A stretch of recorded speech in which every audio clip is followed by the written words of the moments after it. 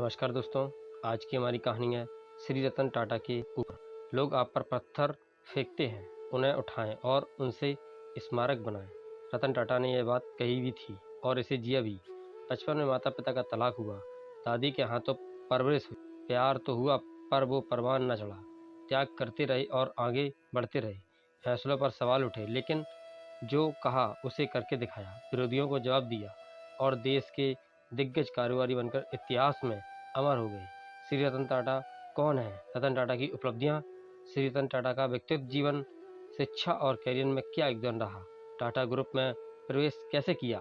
रतन टाटा उपलब्धियां क्या क्या हैं? टाटा नैनो का परिचय कराया।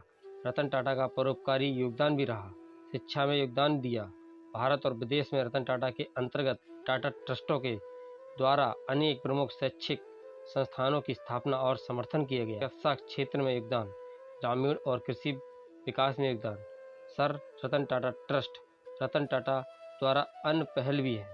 शीर्षक और सम्मान, सेवानिवृत्त और वर्तमान संलग्नता।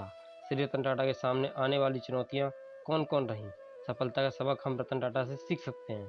सफल जीवन की सफलता का निष्कर्ष। आप इस वीडियो में श्री रतन टाटा की पूरी कहानी समझोगे। चलिए दोस्तों, कहानी को शुरू करते हैं। रतन टाटा एक प्रमुख व्यापार टाइकून, परोपकारी और एक प्राचीन आकृति जिसकी सफलता की कहानी पीढ़ियों के लिए प्रेरणा है। टाटा ग्रुप भारत का प्रतिष्ठित बहुराष्ट्रीय संघ है जो वर्ष 1868 में स्थापित है। इसका मुख्यालय मुंबई में है और ऑटोमोटिव, इस्पात, सूचना प्रौद्योगिकी, दूर संचार आदि जैसे विभिन्न क्षेत्रों में कार्य करता है।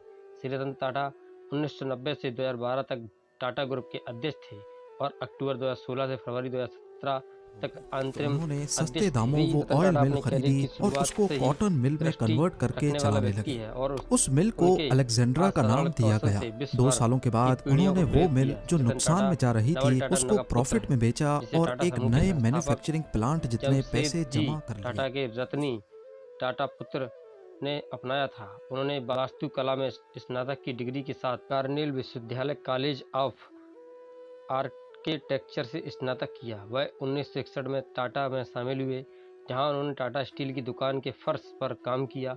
बाद में उन्होंने वर्ष 1991 में टाटा सन्स के चेयरमैन के रूप में सफलता हासिल की। रतन टाटा का जन्म मुंबई में 28 दिसंबर 1937 को पारसी जोरोएस्ट्रियन परिवार में हुआ था। वह नवल टाटा का पुत्र है जो सूरत में पैदा हुआ और बाद में टाटा परिवार में अपनाया गया था और टाटा समूह के संस्थापक जमशेदजी टाटा की भविष्यवाणी सुनी। टाटा के जैविक दादा हरवंश जी टाटा परिवार के सदस्य थे। 1948 में जब टाटा 10 था, उनके माता पिता ने अलग अलग किया और बाद में उन्हें नवजबाई टाटा, उनकी दादी और रत्नी टाटा की विधवा द्वारा उठाया और अपनाया गया। उनके पास एक छोटा भाई जिमी टाटा और एक अर्ध भाई नोएल टाटा, जिसके साथ साइमन टाटा के साथ नौसेना टाटा के दूसरे विवाह से उन्हें उठाया गया था। टाटा ने अपने माता पिता के तलाक के बाद अपनी माता पिता की देखभाल में भारत में अपने बचपन में से अधिकांश खर्च किया। बम्बई के मनुष्यों में अपने पद में रतन टाटा ने बताया कि किस प्रकार प्रेम में पड़े और लगभग लॉस एंजल्स में विवाहित हुए। दुर्भाग्यवश उन्हें अपनी दादी के अस्वल स्वास्थ्य के कारण भारत जाने के लिए मजबूर किया गया। भारत चीन युद्ध के कारण भारत में अस्थिरता के कारण उनके माता पिता इस बात से सुविधाजनक नहीं थे।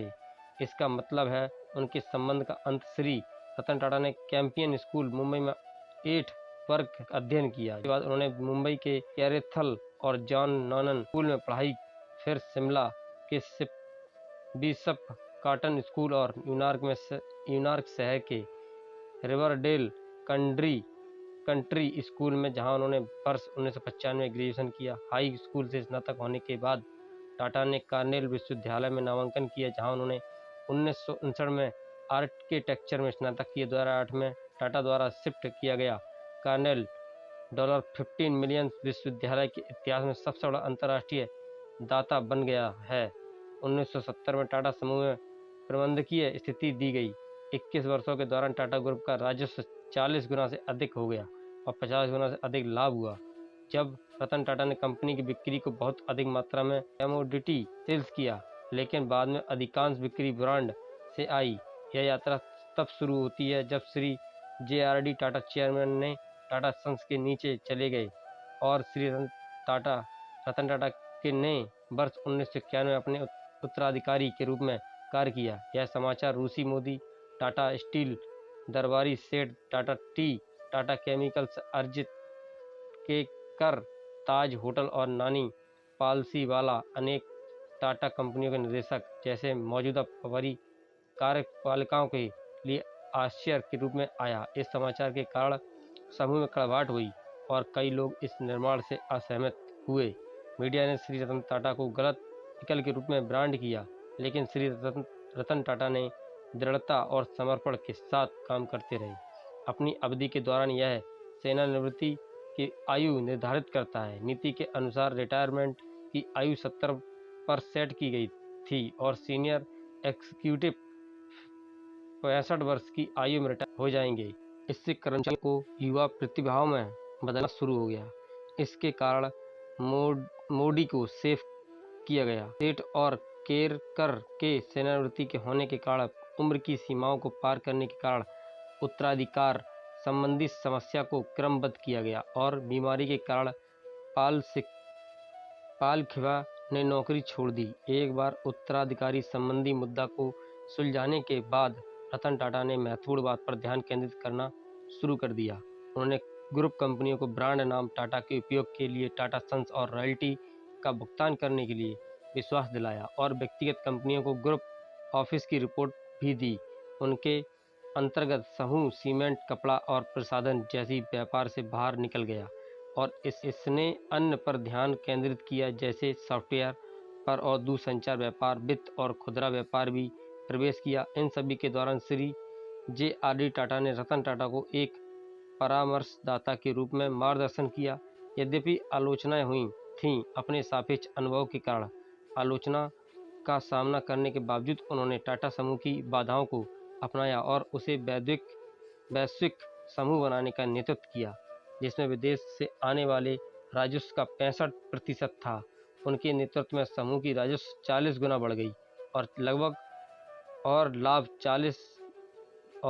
50 गुना बढ़ गया। बिजनेस को वैश्वीकृत करने के उद्देश्य से टाटा ग्रुप ने रतन टाटा के नेतृत्व में कई रणनीति अधिग्रहण किए, जिसमें $431.3 मिलियन के लिए लंदन आधारित टेटली टी की खरीद, $102 मिलियन के लिए दक्षिण कोरिया के डेबू मोटर्स की ट्रक निर्माण इकाई का अधिग्रहण और $11.3 बिलियन के लिए Anglo Dutch company Corus group का टेकओवर शामिल। टाटा टी द्वारा टेटली टाटा मोटर्स अवसादित कर दिया गया था। उन्हें वर्ष 1981 में जे.आर.डी. टाटा द्वारा टाटा ग्रुप ऑफ इंडस्ट्रीज के अगले उत्तराधिकारी घोषित करने के बाद कई सार्वजनिक आलोचनाओं का सामना करना पड़ा। टाटा ग्रुप के कर्मचारियों, निवेशकों और शेयरधारकों के साथ सार्वजनिक मानते थे कि उन्हें ऐसी बड़ी कंपनियों के समूह की एकमात्र जिम्मेदारी को संभालने के लिए एक नया प्रेशर माना गया। उन्होंने वर्ष 1998 के दौरान कार मार्केट में आने का फैसला किया और टाटा इंडिका नाम के साथ अपना पहला कार मॉडल लॉन्च किया, जो पूरी तरह से विफल रहा क्योंकि लोगों ने कार खरीदने में कभी भी अपनी रुचि नहीं दिखाई थी। उन्होंने 1999 वर्ष के दौरान पूरी कंपनी बेचने का फैसला किया और तदनुसार इसे खरीदने के लिए फोर्ड मोटर्स से संपर्क किया। ऐसी कंपनियों की सबसे बड़े समूह का मालिक होने के कारण टाटा को फोर्ड मालिक द्वारा अपमानित किया गया था, जो ऐसे बड़े उद्यमी के लिए एक अत्यंत मुश्किल और निराशाजनक स्थिति थी।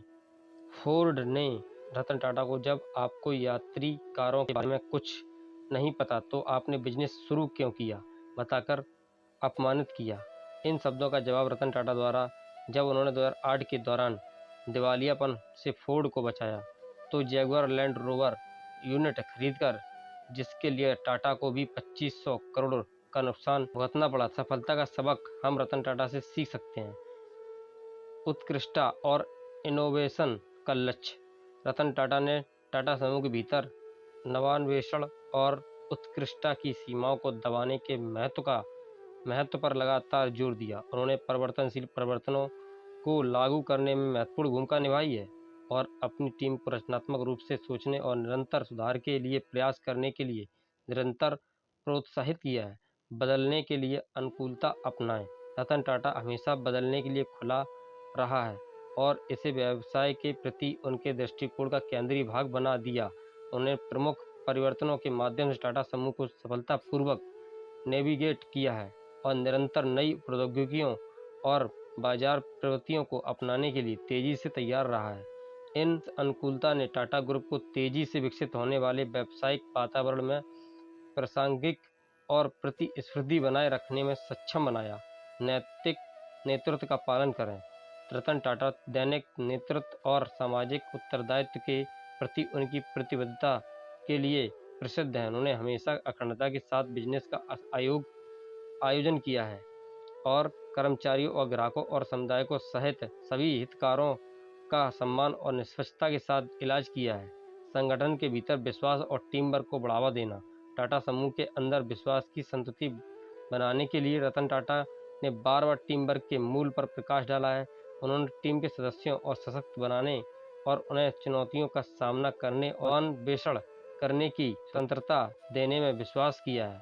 इस दृष्टिकोण ने टीम के सदस्यों के बीच स्वामित्व, जवाबदेही की मजबूत भावना पैदा करके टाटा ग्रुप की सफलता में योगदान दिया है। स्थिरता का प्राथमिकता देना। टाटा समूह के भीतर स्थिरता को आगे बढ़ाने में एक नेता के रूप में रतन टाटा हमेशा पर्यावरण पर उन प्रभावों पर जागरूक रहा है। उन्होंने ग्रुप के कार्बन फुटप्रिंट और कम करने के लिए कई पहल शुरू की हैं और पर्यावरण अनुकूल और सामाजिक रूप में जिम्मेदारी प्रोडक्ट और सेवा बनाने पर ध्यान केंद्रित किया है। सहानुभूति और करुणा प्रदर्शित करना।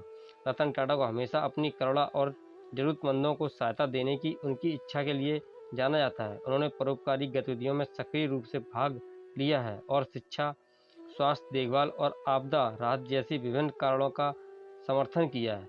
उनके सहानुभूति दृष्टिकोण ने न केवल उनकी आवश्यकता में मदद की है बल्कि उन्हें कई लोगों का सम्मान और प्रशंसा भी मिली है। उदाहरण के साथ लीड करें। रतन टाटा उदाहरण के दौरान अग्रणी मानते हैं और अपने और उसकी टीम के लिए उच्च स्तर निर्धारित करते हैं। उन्हें सही कार्य करने के लिए निरंतर प्रतिबद्धता है। परिणामों के बावजूद और दूसरों को अपनी लीड का पालन करने के लिए प्रेरित किया है। निष्कर्ष। रतन टाटा का जीवन और जीवन यात्रा का तरीका विश्व में सकारात्मक प्रभाव डालना चाहने वाले किसी के लिए मूल्यवान सबक प्रदान करता है। उत्कृष्टता, नवान्वेषण और अनुकूलता पर उनका ध्यान टाटा समूह की सफलता तथा नैतिक नेतृत्व तथा कॉर्पोरेट सामाजिक उत्तरदायित्व के प्रति उनकी प्रतिबद्धता में योगदान दिया गया है। इसके अतिरिक्त टीम वर्क और सततता पर उनका जोर और उदाहरण के दौरान नेतृत्व करने की उनकी करुणा और इच्छा सभी के लिए एक मॉडल के रूप में कार्य करता है। ये सबक न केवल बिजनेस लीडर के लिए प्रासंगिक है बल्कि ऐसे किसी व्यक्ति के लिए जो दुनिया में सकारात्मक प्रभाव डालना चाहता है। उनकी सोच। जिन मूल्यों और नीतियों को मैंने जीने का प्रयास किया है उनके अलावा जो विरासत में छोड़ना चाहूँगा वह एक बहुत आसान है। मैं हमेशा उसके लिए खड़ा रहा हूँ। मैं सही बात समझता हूँ और मेरे से जैसा भी हो सकता है उतना ही निष्पक्ष और न्यायपूर्ण होने की कोशिश की है। श्री रतन टाटा। दोस्तों, ये थी रतन टाटा जी की जीवन की पूरी कहानी को समझाने का प्रयास किया है। तो चलिए दोस्तों, चैनल को सब्सक्राइब कर लीजिए। नई नई कहानियों की अपडेट मिलते रहेंगे और दोस्तों वीडियो को लाइक भी कर दीजिए। तो मिलते हैं एक रोचक मज़ेदार कहानी को लेकर अगली कड़ी में। तब तक के लिए नमस्कार, जय हिंद, वंदे मातरम।